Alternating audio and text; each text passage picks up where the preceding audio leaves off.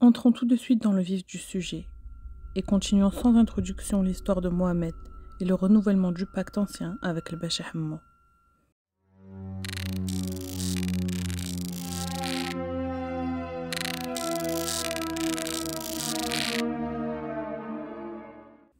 En arrivant à Taroudant, son père Rachid l'attendait de pied ferme pour l'emmener directement chez sa grand-mère, à la recherche de plus d'infos sur cette affaire. Hajja Rqiya était très appréciée par les petits et les grands. C'était une femme sage, à qui on aimait à demander conseil. Les couples mariés, les grandes familles, venaient lui demander conseil en cas de dispute ou de problème, et elle était souvent la cause de réconciliation. Elle était heureuse de voir son petit-fils et l'attendait impatiemment. Elle lui a même préparé à manger pour l'accueillir comme il se doit. Une fois le ventre bien rempli, Mohamed entend sa grand-mère l'appeler depuis la chambre. Elle lui demande de lui raconter pourquoi il voulait la voir et quelles questions elle souhaitait lui poser. Il déballe alors toute l'histoire, dans les moindres détails, du rêve qu'il faisait à répétition et qui l'a entraîné à Sidi Ali Ben Hamdouche, jusqu'à la rencontre avec cette dame, probablement une voyante, ainsi que tout ce qu'elle lui a dit. Bref, il ne laissa aucun détail de son histoire. Au fur et à mesure qu'il raconte, il remarque que sa grand-mère ne lui montre aucun signe d'étonnement ou de peur, comme si tout ce récit était tout à fait normal et habituel pour elle. Et c'est là qu'elle s'est mise elle aussi à raconter l'histoire de son grand-père, celle du pacte qu'il avait fait avec ce roi des djinns. Elle lui explique que ce pacte se transmet dans la famille depuis tellement longtemps qu'ils ne connaissent même pas le nom du premier ancêtre à avoir commencé. Ce qu'elle sait en revanche, c'est que cette personne et sa famille étaient extrêmement pauvres et qu'un jour, dans des circonstances inconnues, cet ancêtre a pactisé avec le Bacha Hammo et s'est mis à fabriquer des talismans pour les gens. Il s'est mis à les guérir et à faire toutes sortes de travaux occultes qui lui ont rapporté beaucoup d'argent. C'est de là que provient tout l'héritage qu'ils ont aujourd'hui, et c'est pour ça que leur famille est assez aisée. Mais elle insiste sur le fait que son mari, lui, était un homme très pieux et connaissait la différence entre le halal et le haram. Il avait donc d'abord refusé ce pacte qui lui avait été transmis. Mais suite à ce refus, il a perdu leur fils aîné, alors âgé de 7 ans. Les circonstances de son décès sont assez surprenantes. Hajja raconte qu'un soir, elle a vu de ses propres yeux une entité tirer son fils par la main jusqu'au puits et le jeter dedans. L'entité en question est selon elle le Bacha Hammo en personne. Le temps qu'elle court vers son fils pour le rattraper, il était malheureusement trop tard. C'est la première fois qu'elle divulgue cette information, qu'elle était seule à connaître avec son mari. En effet, ils avaient dit aux gens que leur fils jouait près du puits et qu'il était tombé tout seul. Depuis ce jour, son grand-père avait condamné le puits et s'était mis à chercher un moyen de mettre fin à ce pacte. À force de chercher, il alla à la rencontre d'un homme susceptible de l'aider. Abdel Ilah, de El Jadida. Malheureusement, ils n'ont trouvé aucune solution pour annuler ce pacte, mais ils vont réussir à faire en sorte que cette entité ne le suive plus dans sa vie. Abdel Fattah, le grand-père de Mohamed, et Abdel Ilah sont restés très amis. Leur famille se rendait visite entre El Jadida et Taroudant. Malheureusement, cet ami est aussi décédé à ce jour. Mohamed ne peut donc pas lui demander la solution qu'il avait donnée à son grand-père. En entendant cette nouvelle, il voyait tous ses espoirs disparaître. Comment pourrait-il se débarrasser de cette entité à son tour? En voyant sa réaction, sa grand-mère sourit et lui demande « Tu te rappelles, mon fils, de Lallaïto et de son fils Abd Samad, qui venaient chez nous tous les étés ?»« Oui, pourquoi?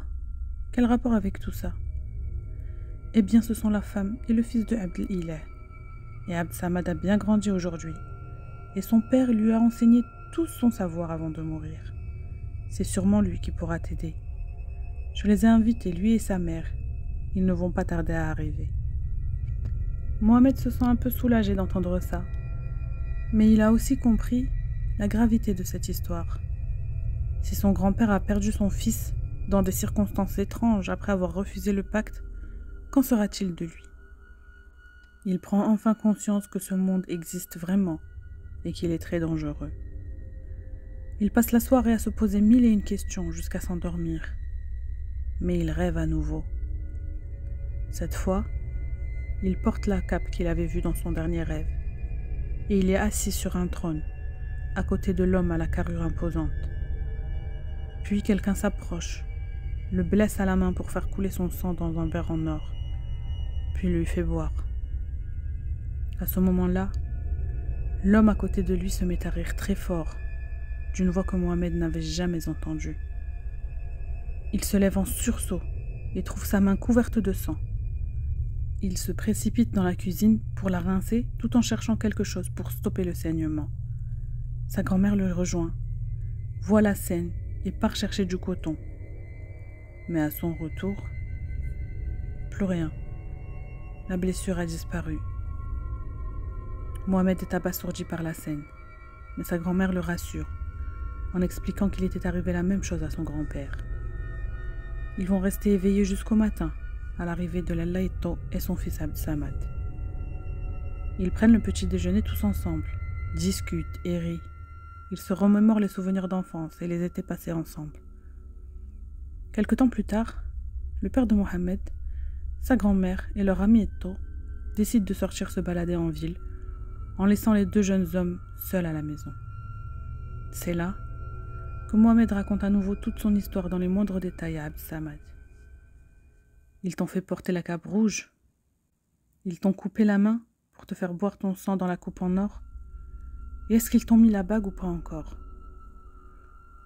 Mohamed est sous le choc. Comment sait-il pour ce rêve alors qu'il ne lui a pas encore raconté cette partie? Abd Samad lui explique. C'est comme ça que le pacte est scellé. En rêve, ils te font porter la cape rouge, puis te font boire ton sang dans le verre en or. Et pour finir, Pachahmo lui-même se lève pour te mettre la bague.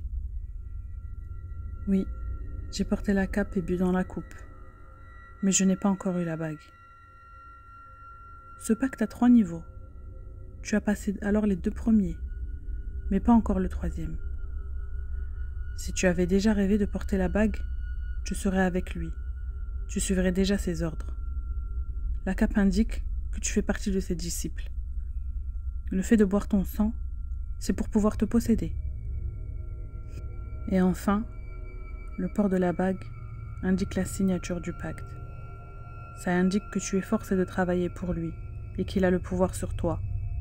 À partir de là, tu seras obligé de lui présenter des sacrifices et des offrandes à la demande, ainsi que de pratiquer la sorcellerie pour lui.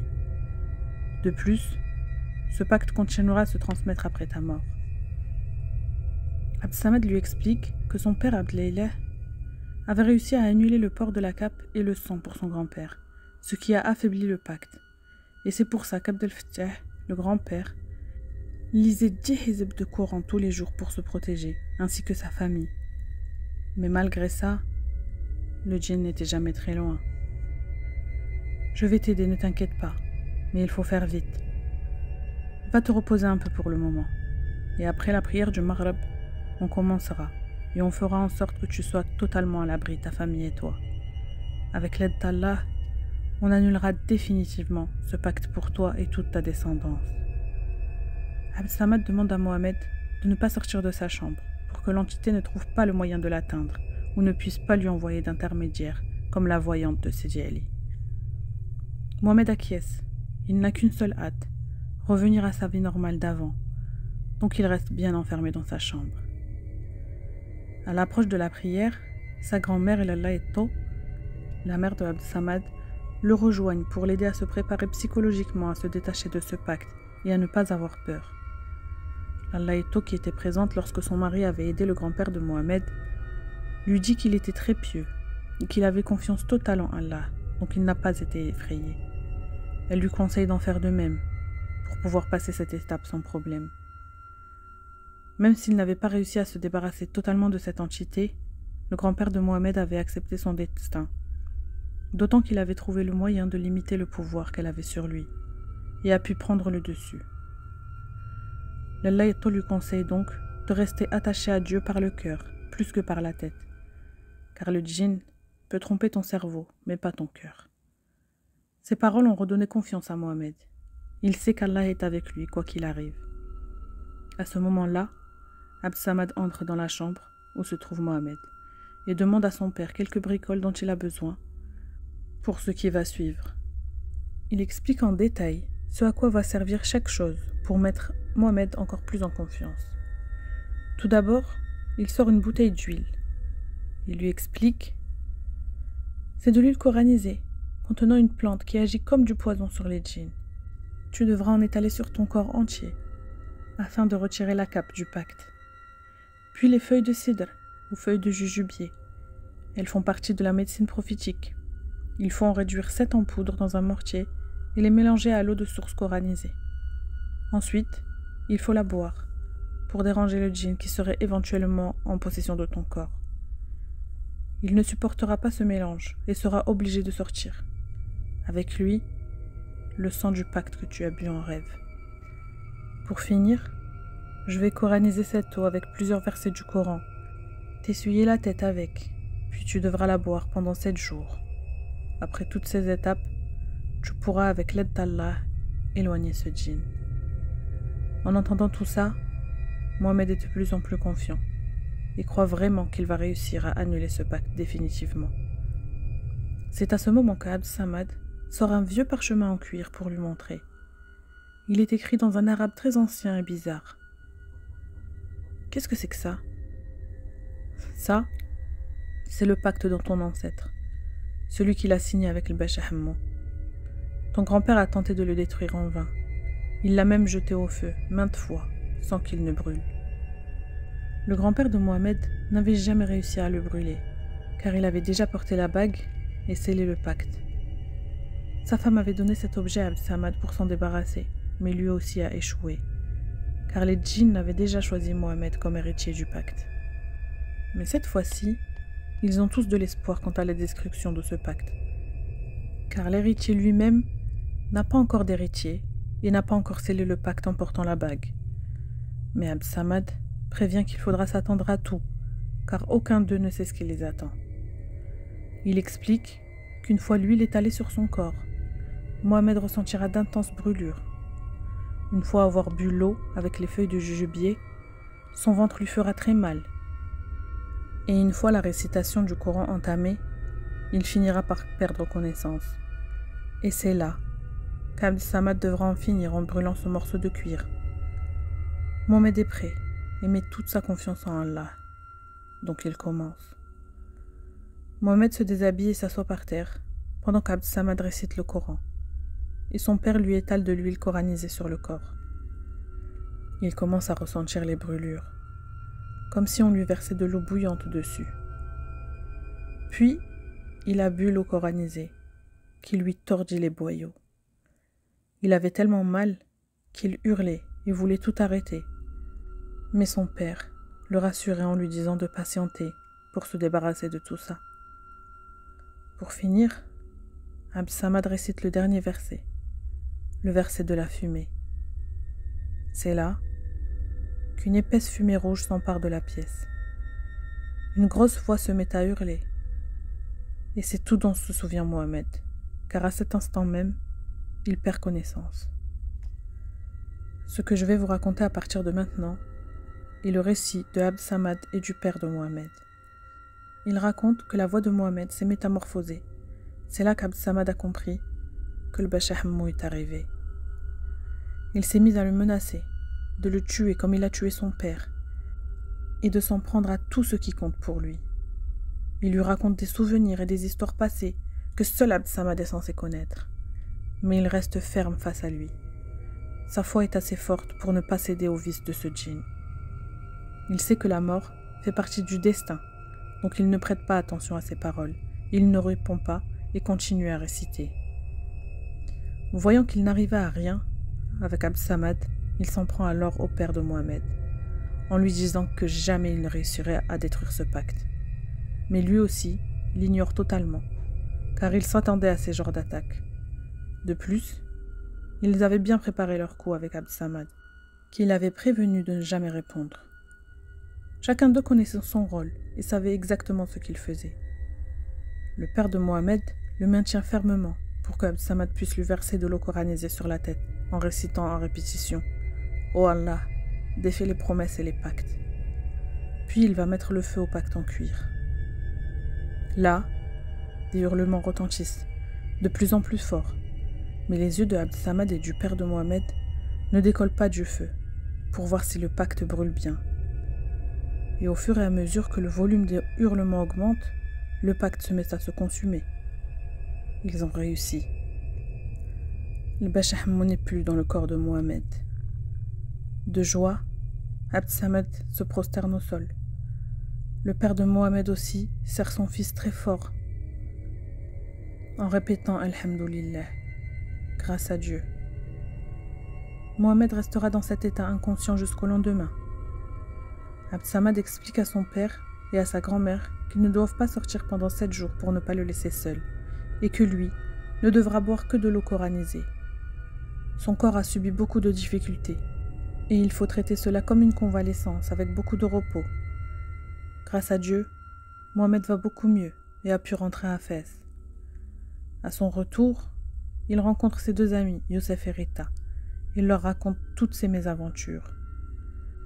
Ils sont choqués par la force psychologique de Mohamed après tout ça, du fait que eux-mêmes ont eu du mal à digérer ne serait-ce que ce qu'ils ont vu à Sidi Ali Ben Hamdouche. L'avantage, c'est qu'ils ont été tellement choqués par les scènes qu'ils ont vues dans cet endroit qu'ils se sont encore plus rapprochés de Dieu et de la pratique de leur religion. Ils se sont rendus compte qu'il y a des gens sur terre prêts à suivre Satan pour arriver à leur fin, et que la sorcellerie et les djinns sont bel et bien réels et non de vieilles légendes. Pour preuve, tout ce qu'ils ont vu et vécu dans cette ville. Mohamed, quant à lui, décide de quitter le travail pour aller rejoindre Abd Samad, mémoriser le Coran et apprendre à aider les gens qui passent par les mêmes horreurs que lui. Voilà comment se termine l'histoire de Mohamed et le pacte avec le Bacha Hammo. J'espère qu'elle vous aura plu, mais surtout qu'elle vous aura dissuadé d'approcher de ce monde.